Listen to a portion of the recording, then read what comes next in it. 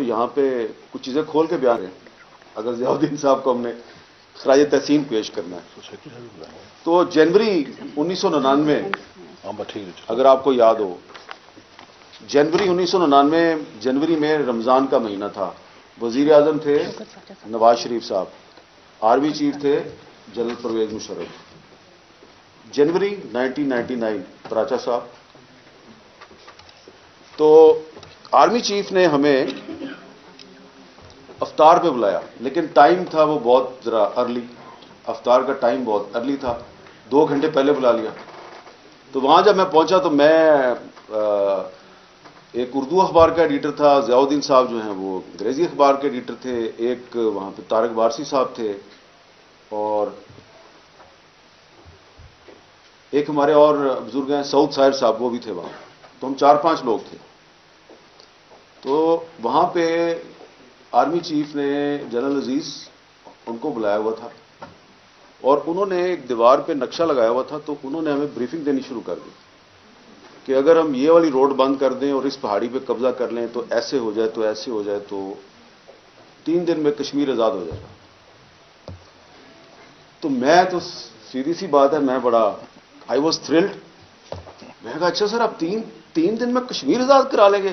میں نے کہا ہاں جی, یہ نواز شریف صاحب ہمیں اجازت دے دیں, ہم نے یہ بات 3-4 چوٹیوں پہ قبضہ کرنا ہے, 5-6 سڑکیں بلاک کرنی ہے, کشمیر آزاد ہو جائے گا. میں نے کہا جی وہ تو بڑی زبردست بات ہے. ضیاء الدین صاحب بالکل میرے ساتھ بیٹھے تھے جس طرح, انہوں نے مجھے نیچے سے ٹھٹا مارا, چپ کر. چپ کر گیا. تو وہ بریفنگ جاری ہے. تو وہ بریفنگ دراصل کارگل پلان کے بارے میں تھی, یعنی کہ وہ یہ نہیں بتا رہے تھے کہ ہم یہ کر چکے ہیں, وہ بتا رہے تھے کہ اگر ہم یہ کر دیں.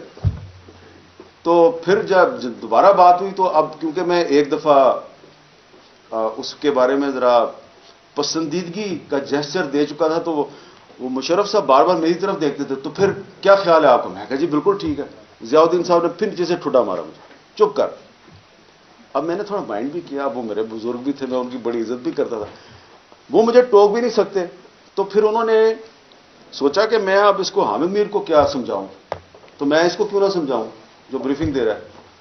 انہوں نے کہا دیکھیے جنرل صاحب, آپ ہمیشہ پاکستانی قوم کو فتح کر سکتے ہیں, آپ کشمیر کو فتح نہیں کر سکتے.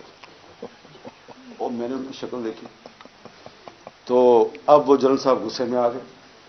تو جنرل صاحب نے اس کے بعد مکہ گھما کے لہرا کے ان کو کنونس کرنے کی کوشش کی. تو ضیاء الدین صاحب نے کاؤنٹر آرگومنٹ شروع کر دیے. اب کاؤنٹر آرگومنٹ جب کرنے شروع کیے تو ان کے پاس کوئی جواب نہیں ہوتا تھا, تو میں ضیاء الدین صاحب کے ساتھ مل گیا. کیونکہ وہ لاجک سے بات کر رہے تھے, کیونکہ وہ اب مجھے کہتے تھے ہاں جی آپ بتائیں, تو میں کہتا تھا نہیں یہ انہوں نے سوال تو صحیح آپ کو کیا, آپ اس کا جواب دیں. اب وہ بات ختم ہو گئی تو 1.5-2 ہفتے گزرے تو خبریں آنی شروع ہو گئی, اور پھر پتہ چلا جی کہ کہیں پہ کچھ ہو رہا ہے. اور اس کے بعد جو مئی جون جولائی میں آپ کو پتہ ہے کرائسس کریٹ ہو گیا. تو وہ ایگزیکٹلی وہی سچویشن تھی جو ضیاء الدین صاحب نے وہاں پہ اپنے سوالات کی صورت میں ان کو پیش کی تھی. تو اس کے بعد پھر مشرف صاحب ہمیشہ جو ہے وہ ان سے ناراض ہی رہے, کیونکہ پھر آپ کو پتہ ہے کہ 2006 سے 2009 تک وہ لندن میں کورسپونڈنٹ تھے ایک انگریزی اخبار کے. تو وہاں پہ مشرف صاحب ایک دفعہ گئے تو وہاں پہ انہوں نے ان کے بارے میں ایک پریس بریفنگ میں بہت ہی سخت نہیں انتہائی قابل مذمت ریمارکس ان کے بارے میں دیے, جس میں پھر ہم نے مبارک زیب صاحب کو یاد ہوگا کہ ہم نے یہاں بڑے مظاہرے کیے تھے پرویز مشرف کے خلاف کہ جی اس نے ضیاء الدین صاحب کے بارے میں یہ بات کیوں کیا ہے. تو یہ میں نے آپ کو ایک واقعہ اس لیے سنایا ہے کہ جابر سلطان کے سامنے کلمہ حق کہنا اخبار کی پیشانی پہ لکھنا اور بات ہے, اور اس کے سامنے بیٹھ کے واقعی اس کو کہنا یہ اور بات ہے. تو جب جابر سلطان جو ہے وہ ان کو اپنے ایک منصوبے کے بارے میں گمراہ کرنے کی کوشش کر رہا تھا, تو انہوں نے جس ہمت, حوصلے اور جرأت کے ساتھ اس کو چیلنج کیا اس کے سامنے بیٹھ کے, تو اس سے پھر جو ہے وہ ہمیں بھی وہ کہتے ہیں نا کہ ایک تحریک ملی, اور پھر ہم نے بھی ان کے ساتھ پھر کچھ میرا خیال ہے اس کے 8-10 مہینے کے بعد اکتوبر 99 میں انہوں نے کو کر دیا، اور پھر ضیاء الدین صاحب جو ہیں وہ اس کے بعد ایک طرح کا مارشل لا لگ گیا، لیکن اس کے باوجود وہ جو ہیں جہاں بھی ان کو موقع ملتا تو ان سے اسی لب و لہجے میں وہ بات کرتے تھے.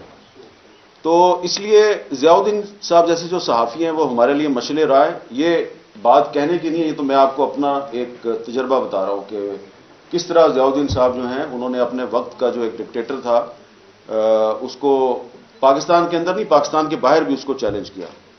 لیکن ایک جو ان کی خواہش تھی وہ ہم پوری نہیں کر سکے. میں ضیاء الدین صاحب کے بارے میں بڑی لمبی گفتگو کر سکتا ہوں کیونکہ ان کے ساتھ اتنا وقت گزرا ہے، لیکن لمبی بات نہیں کروں گا. ایک ان کی آخری خواہش پوری نہیں ہوئی، اور وہ میں ضرور اس کا ذکر کرنا چاہتا ہوں. ان کی آخری خواہش یہ تھی ضیاء الدین صاحب کی کہ Pakistan federal union of journalist کے بہت سے گروپس جو ہیں یہ اکٹھے ہو جائیں. اچھا، میں ان سے اکثر پوچھتا تھا کہ یہ آپ اتنا ڈیفیکلٹ کام یہ کیوں کرنا چاہتے ہیں؟ تو ان کے پاس اس کا ایک پورا ایک ان کے پاس ریزننگ تھی. وہ کہتے تھے کہ یار آپ کو پتہ ہے کہ یہ جو پاکستان کا جو طاقتور ایک طبقہ ہے یا اسٹیبلشمنٹ ہے، اس نے پولیٹیکل پارٹیز کو بھی تقسیم کیا ہوا ہے، پولیٹیکل پارٹیز میں بھی گروپ بنائے ہیں، اور اس نے پی ایف یو جے کو بھی تقسیم کیا ہوا ہے.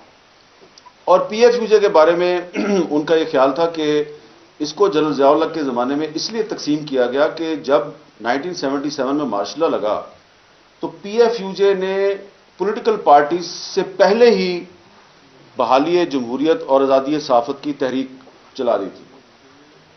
ایم آر ڈی جو ہے movement for restoration of democracy, یہ بنی تھی 1983 میں، لیکن پی ایف یو جے نے ضیاء الحق کے خلاف تحریک شروع کر دی 1978 میں. اور کیسے تحریک شروع کی کہ گرفتاریاں دینی شروع کر دی. کوئی پولیٹیکل پارٹی جو ہے وہ گرفتاریاں نہیں دے رہی تھی، تو پی ایف یو جے نے گرفتاریاں دینی شروع کری. تو ضیاء الدین صاحب ہمیں کہا کرتے تھے کہ یہ جو پی ایف یو جے ہے اس کو پھر ضیاء الحق کے زمانے میں تقسیم کیا گیا، اس کے 2 گروپ ہوئے. پھر مشرف آیا تو اس کے 3 گروپ ہو گئے. پھر مشرف چلا گیا تو غیر اعلانیہ مارشل لا چلتا رہا، اس کے 4 گروپ ہو گئے. تو ان کو اکٹھا کرنا بڑا ضروری ہے، ورنہ جو ہماری لیگیسی ہے وہ ختم ہو جائے گی. تو اس کے لیے پھر انہوں نے ایک کمیٹی بنائی. اس کمیٹی میں رحیم اللہ یوسف زئی صاحب بھی شامل تھے، اور پھر اس کی بڑی میٹنگز ہوئی، کبھی لاہور میں، کبھی اسلام آباد میں، کبھی کراچی میں، کبھی پشاور میں. آخری پشاور میں ہوئی تھی.